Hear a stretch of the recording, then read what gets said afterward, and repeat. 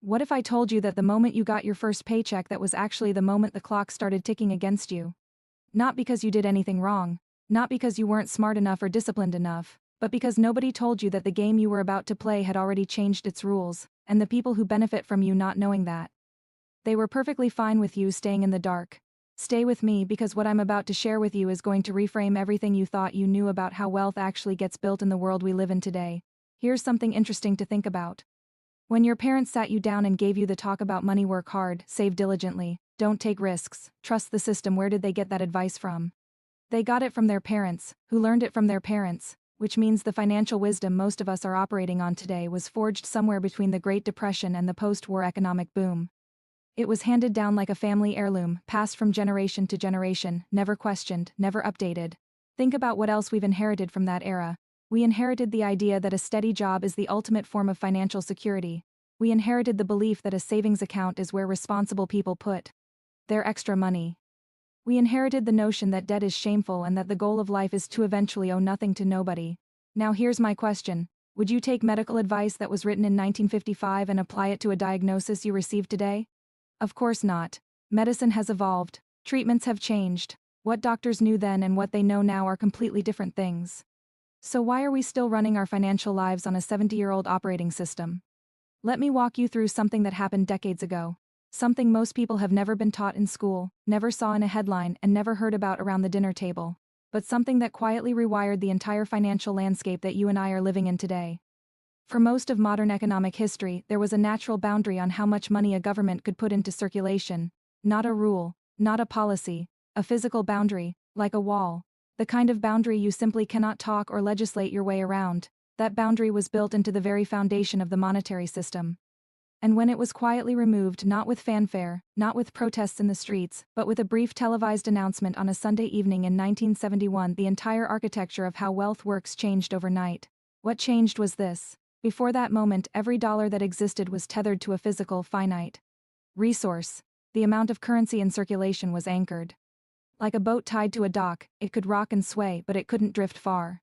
The moment that anchor was cut, the dollar became untethered, and an untethered currency, managed by institutions with unlimited incentives to spend, will drift. It will drift consistently, it will drift in one direction, and it has for over 50 years. Here's what that looks like in real life. Think about the house your grandparents bought. Maybe they paid $30,000 for it. Today that same house might be valued at $400,000 or $500,000. Everyone says, wow, real estate is such a great investment. But here's the question nobody asks. Did the house actually change? Did it grow more rooms? Did it move to a better location? Did the bricks become more structurally sophisticated? No. The house is the same house. What changed is the measuring stick. The dollars got smaller, and you need more of them to measure the same thing. That's not appreciation. That's currency dilution wearing a mask. Now here's where it gets personal, because once you understand what happens when a currency loses its anchor, a very clear picture emerges. There are exactly two kinds of people in this new financial reality, and the divide between them compounds every single year. The first kind of person responds to uncertainty by holding tighter to what they know. They keep saving in dollars. They keep trusting institutions. They keep chasing salary increases. And every year, without understanding why, they feel like the finish line of financial security keeps moving just a little bit further away. They're running harder than their parents ran. They're doing everything they were told to do, and somehow they're falling behind. They're not imagining it. The math is real. The second kind of person, and this is usually not someone smarter or more talented or more hardworking, at some point learned to ask a different question. Not how do I earn more? But how do I own more? Not how do I save better? But what am I actually saving in? See, the moment you stop thinking like an earner and start thinking like an owner, the entire game changes. An earner wakes up every morning and trades time for money. There's a ceiling on that trade. There are only so many hours. There's only so much the market will pay per hour. And the money earned? It's in an account losing value in slow motion, all while the earner feels responsible and disciplined for doing everything they were told. An owner wakes up and the assets they've accumulated keep doing what they were doing the night before. Working, compounding, appreciating. Not because the owner is brilliant, but because the owner made the structural decision to put money into things rather than just holding money. The wealth gap you see in the world today is not primarily a gap in talent or effort. It is a gap in understanding, and the tragedy is that the understanding was never made widely available. I want to give you 3 specific reframes. Not financial tips, not stock picks. Reframes because how you see something determines what you do with it. Reframe number 1. Your paycheck is raw material, not a destination. Most people treat income like a finish line. The paycheck arrives, bills get paid, some get saved, and if there's anything left, maybe something gets invested. But income is actually the starting line.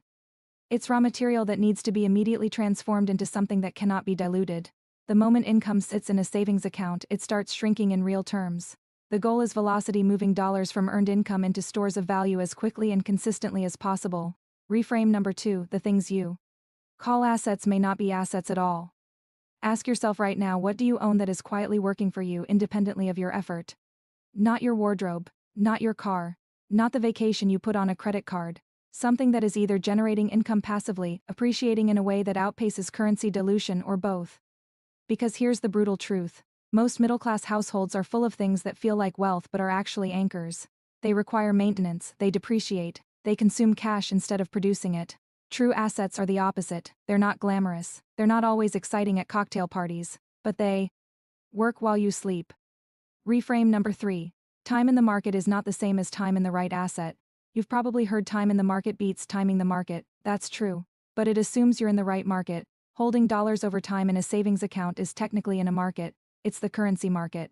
And in the currency market, holders of the base currency in a system without an anchor consistently lose to the holders of real, scarce, productive assets. Time matters. But what you apply time to matters more. Here's why this conversation is more urgent today than it has ever been. We are living through a period where the consequences of 50 years of untethered monetary policy are becoming impossible to ignore. Inflation isn't a temporary blip on an otherwise stable graph. It's the natural result of a system that has been structurally printing and spending for half a century, and it's accelerating. At the same time, something else is happening. For the first time in history, the tools to participate in the asset class revolution are no longer reserved for the ultra-wealthy. You don't need to be a hedge fund manager to hold gold. You don't need millions of dollars and an institutional contact to hold digital infrastructure assets. You don't need to have inherited the right connections to start building positions in things that work independently of your time.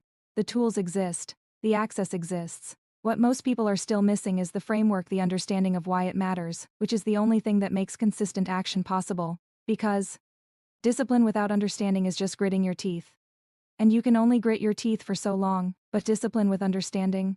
That's something completely different. That's a person who genuinely does not want to hold their wealth in a depreciating currency any longer than necessary. That's a person who moves with intention. That's a person who builds something that actually compounds over time. So I want to leave you with this one question, and I want you to sit with it genuinely, not just for a second, but actually think about it. If you stripped away your salary, if the income you earn from your time stopped tomorrow, what would still be working for you? What would still be producing? What would still be appreciating? What would still be growing? If the answer is not much, or I'm not sure, then this is your moment. Not tomorrow. Not when you have more money. Right now, with whatever you have, starting to think and act like an owner rather than just an earner. Drop a comment below and tell me, what is the one shift in how you think about money that has made the biggest difference in your financial life? Or if you're just starting to wake up to this, tell me that too. This community is built on honest conversations, and I read every single one. Hit subscribe if you haven't already, because the next video is going to go even deeper into the specific types of assets that are structured to thrive in exactly the kind of monetary environment we're navigating right now. Until then, think like an owner. Move like one too. See you in the next one.